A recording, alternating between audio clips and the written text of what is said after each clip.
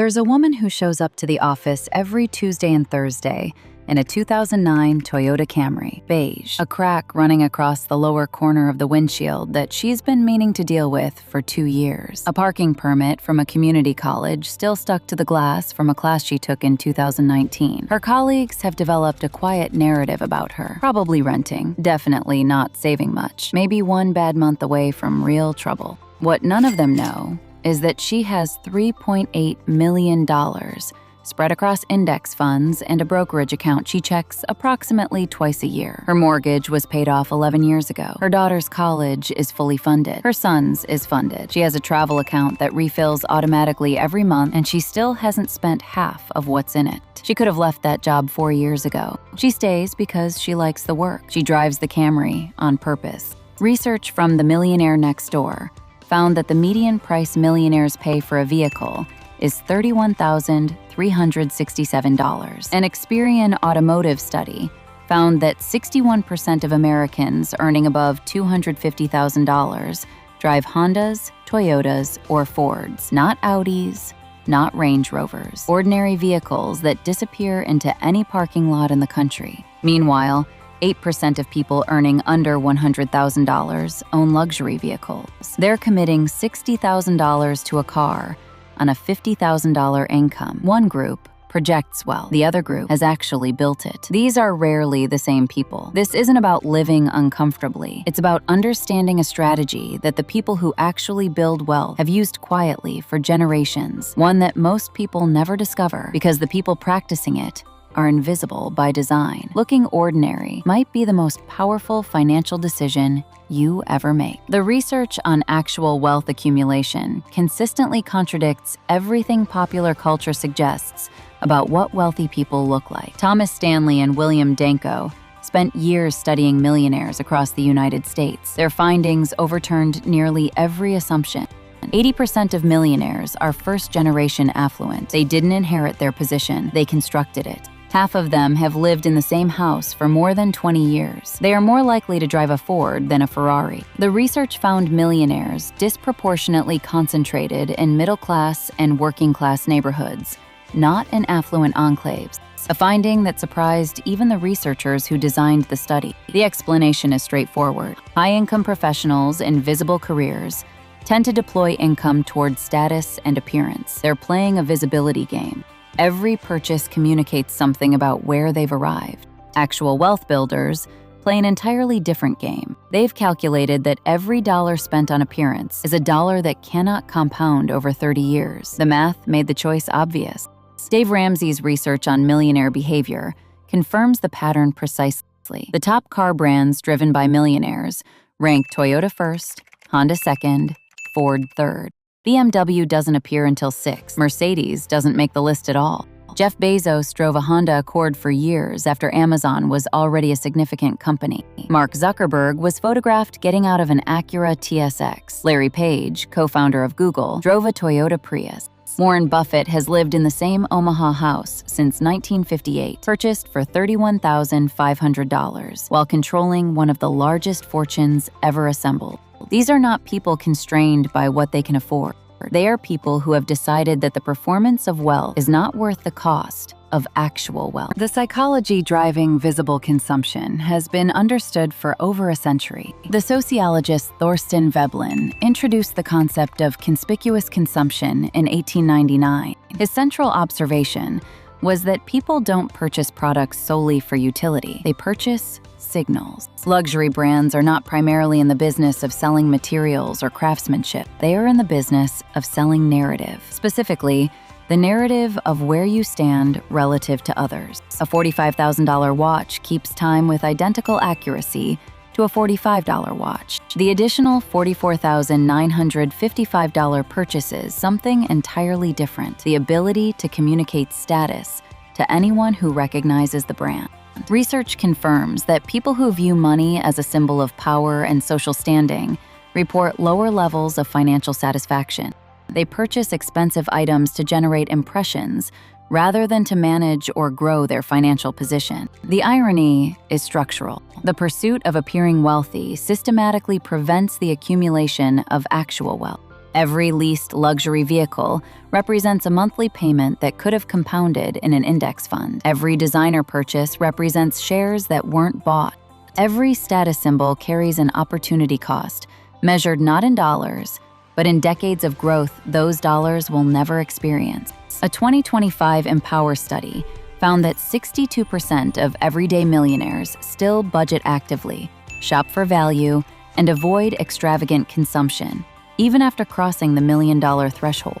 The habits that built the wealth are the same habits that preserve it. This isn't discipline imposed from outside, it's identity maintained from inside. The security implications of visible wealth are the dimension most people never consider, and they are significant. According to Javelin Research, identity criminals targeted 6.4% of the general public in recent years. That figure rises to 8.1% for high net worth individuals with assets above $1 million. A joint study by Experian and the Department of Justice found that affluent Americans are 43% more likely to experience identity theft compared to the general population. Visible wealth creates a quantifiable target. High net worth individuals face what security professionals call whaling attacks, precision operations that bear no resemblance to mass market phishing scams. These are meticulously constructed approaches built from profiles assembled through social media analysis, data breaches, and open-source intelligence gathering. Attackers impersonate trusted financial advisors, private bankers, attorneys, or family members to extract sensitive credentials or authorize fraudulent transfers. The sophistication scales with the perceived size of the target. Synthetic identity fraud has become the fastest-growing category of financial crime in the United States. Criminals combine real and fabricated data to construct credible identities capable of opening accounts, redirecting transfers, or corrupting an entire family's financial infrastructure across multiple institutions simultaneously. The Federal Trade Commission reported that Americans lost $10.3 billion to fraud in 2023. Investment fraud alone accounted for $4.6 billion of those losses, with the most sophisticated schemes specifically engineered to target visibly affluent individuals. Projecting wealth is an advertisement. Projecting ordinariness is a shield. The woman in the Camry with the cracked windshield doesn't register in any criminal's targeting criteria. She doesn't generate the profile that triggers sophisticated fraud operations. Her invisibility is not a cosmetic feature of her financial strategy. It is a structural security feature. The social dynamics of visible wealth create compounding pressures that most people fail to anticipate.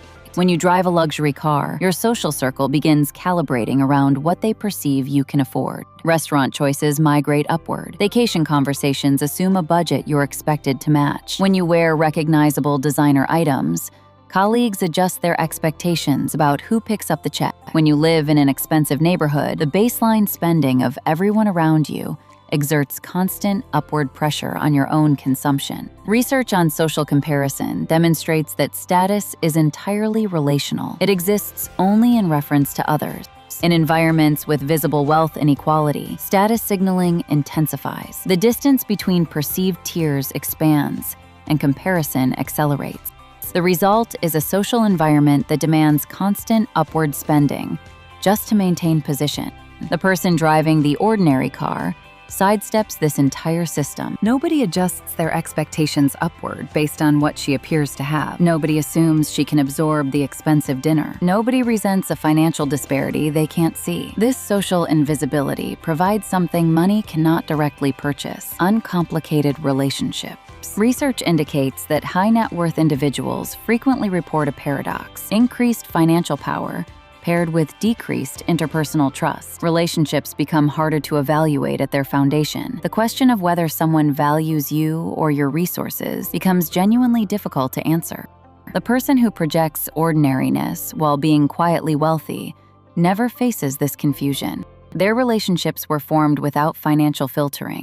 The friendships are built on who they are, not what they appear to control. Warren Buffett noted once that his modest appearance gave him negotiating leverage that conspicuous wealth would have permanently eliminated. Car dealers treat someone arriving in a decade-old sedan differently than someone stepping out of a current model German vehicle. Contractors calibrate quotes based on the neighborhood they're driving into. Service providers, vendors, and salespeople all adjust pricing based on signals of perceived wealth. Projecting affluence invites premium pricing across every transaction category. Projecting ordinariness receives standard pricing. Over a lifetime of purchases, cars, home repairs, professional services, insurance, medical billing, this pricing differential accumulates into a significant sum. The visibly wealthy person pays a quiet surcharge on nearly everything they buy. The person who looks ordinary pays the standard rate. The employment dynamics also favor invisible wealth in ways that are rarely discussed. Colleagues who perceive you as financially similar treat you as an ally. Managers who perceive you as needing the position assume appropriate motivation. Clients who perceive you as reasonably compensated don't scrutinize your fees. The moment visible wealth enters a professional relationship, the dynamics shift in ways that are difficult to manage. Colleagues begin questioning why you're still working. Managers recalibrate their assumptions about your commitment. Clients wonder whether your fees reflect what you actually need or simply what you can extract. The quietly wealthy professional maintains the appearance of needing the work while possessing the security of not requiring it. This is an unusually powerful position to occupy. They can negotiate from genuine strength while appearing to negotiate from normal circumstances. They can take calculated professional risks that colleagues dependent on every paycheck cannot afford to consider. They can walk away from situations that compromise their values without the financial terror that prevents most people from doing the same. The family dynamics of invisible wealth deserve particular attention because the research is unambiguous and counterintuitive. The more parents give, the less children build. Visible parental wealth communicates, without any words being spoken, that a safety net exists. Children calibrate their own efforts and risk tolerance accordingly. Parents who project wealth face structural pressure for ongoing financial support that compounds over time. Children develop expectations around inheritance rather than constructing their own financial foundation. Extended family members develop resentment or entitlement based on perceived disparities they can observe. Parents who project ordinariness while being quietly wealthy can provide support strategically and selectively when it genuinely matters, at moments of their choosing, rather than continuously under social pressure. Their children develop self-reliance, not because the parents are withholding, but because the children don't know there's an alternative. The relationships remain clean. The children build something real. The psychological dimension of invisible wealth creates a daily quality of life that visible wealth structurally cannot provide. A luxury vehicle provides a genuine thrill for weeks, then becomes simply how you get to work. The expensive watch creates real pleasure for months, then becomes invisible on your wrist. Each visible purchase delivers diminishing emotional returns, while permanently reducing the financial capital that generated the purchase. Invisible wealth operates through a different mechanism entirely. The growing net worth creates a persistent background sense of security that doesn't adapt away in the same fashion. The person knows they can absorb any emergency without existential disruption. They know they could exit any situation, any job, any relationship, any geography, without financial catastrophe preventing the decision. They know their future is protected, regardless of what next quarter brings. This background security reshapes how decisions are made across every domain. Choices become less driven by fear of financial consequences. Relationships become less transactional in their underlying structure. Sleep becomes less interrupted by the calculations that run automatically in the minds of people without sufficient cushion. The quality of daily experience improves in ways that no visible purchase could deliver and that no external observer would notice.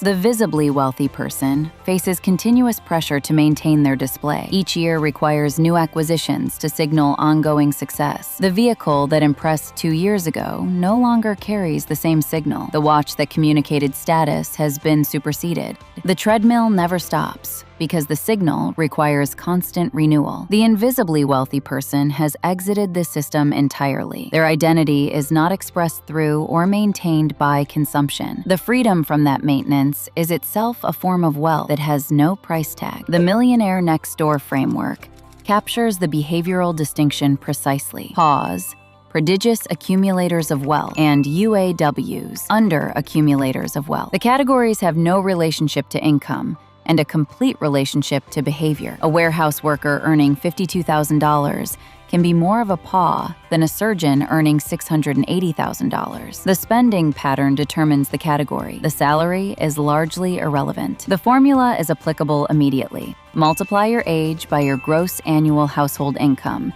then divide by 10. A 45-year-old earning $140,000 should have approximately $630,000 in net worth by this measure. Those significantly below this threshold are under-accumulators, converting income into lifestyle rather than into assets. UAWs are frequently highly educated, analytically capable professionals who understand compound interest as a concept but don't practice it as a behavior. Their purchases reflect what researchers call the comparison theory. Each acquisition represents an attempt to signal position relative to identifiable peers. Better vehicle than the neighbor, better watch than the colleague, better vacation than the sibling. These financial choices are called million-dollar choices because every significant status purchase over a 25-year timeline represents $1 million in foregone compound growth. The original research illustrates this with a visceral example. A couple who smoked 3 packs daily for 46 years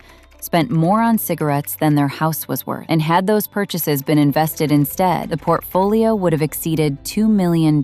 Status purchases operate by identical mathematics. The difference between a $28,000 car and an $85,000 car, invested over 25 years at 7% annual returns, becomes approximately $300,000. That is the measurable, actual price of the appearance of having arrived. The cultural programming that drives visible consumption begins early and reinforces without interruption. Stanley and Danko observed that young people are systematically taught that wealthy people display their wealth, and that displaying wealth is what successful people do. This instruction comes from every direction simultaneously. Television dramatizes lifestyles built entirely around visible consumption. Social media delivers curated documentation of purchases, travel, and experiences in real time. Advertising promises that specific acquisitions will transform how others perceive you and how you perceive yourself. The message is relentless and consistent. Successful people look successful. If you want to be regarded as having made it, you must display that you've made it through what you consume. This belief is empirically false. Its behavioral effects are real and financially catastrophic for the people who internalize it. Someone who operates on this programming will convert their entire income into the maintenance of appearances. They will reach their late 50s with a wardrobe of impressive items, a collection of status experiences, and a retirement account that cannot sustain the lifestyle they've built. They will have demonstrated success to people who will never think about them again, while eliminating the financial security that would have made the demonstration unnecessary. The person who rejects this programming builds quietly. They invest while others consume. They compound while others display. They reach their late 50s with options that the visible spender has already spent. The quiet luxury movement represents a partial cultural correction after decades of conspicuous consumption. Bain & Company's 2024 luxury report found affluent consumers increasingly prioritizing craftsmanship and longevity over visible branding. A 2024 Accenture survey found that 52% of global shoppers now prefer influencers who demonstrate practical value over aspirational excess. The cultural tide is shifting toward understatement, toward wealth that communicates itself only to people who already understand it. This shift reflects a growing recognition that visible wealth carries costs that invisible wealth avoids by design. The long-term compounding creates a gap that eventually becomes unbridgeable. Someone earning $200,000 annually, who directs 25% to investments, accumulates $50,000 per year before market returns. Over 25 years at 7% average annual returns, that becomes approximately $3.4 million.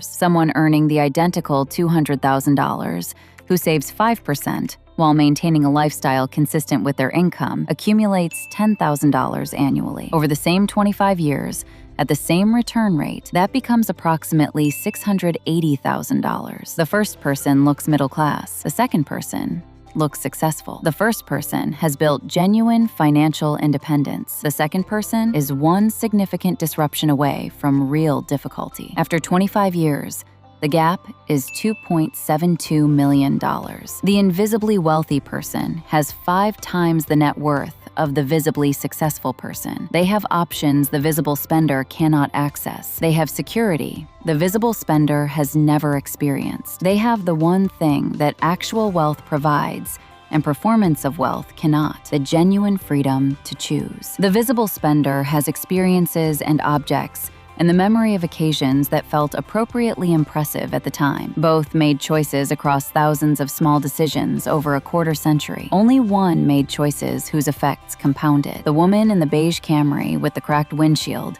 represents something her colleagues will spend their entire careers misunderstanding. She is not behind. She is not struggling. She is not one bad month from trouble. She made a decision, probably not in one moment, but across hundreds of small moments over years, that the performance of financial success was not worth the cost of actual financial success. She decided that the people who would judge her by her car were not the audience she was building her life for. She decided that freedom was worth more than the impression of freedom. The colleagues who glance at her parking space and feel privately superior are the same people who will need to keep working at 70 because the alternative isn't available to them. The woman in the Camry could have stopped 4 years ago. Looking ordinary is a strategy that compounds across every dimension of life simultaneously. It protects accumulated wealth from criminals who profile visible affluence. It maintains the authenticity of relationships that would otherwise be filtered through the lens of perceived resources. It preserves negotiating position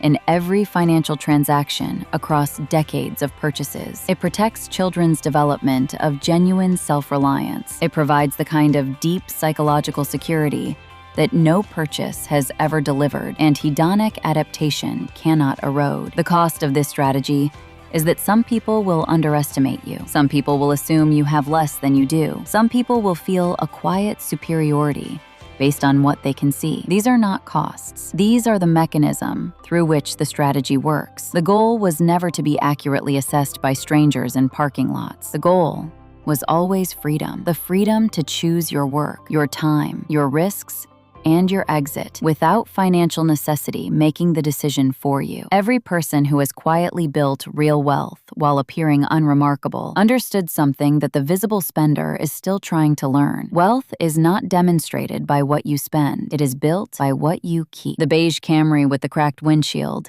is not a symbol of limitation. It is a symbol of having already won.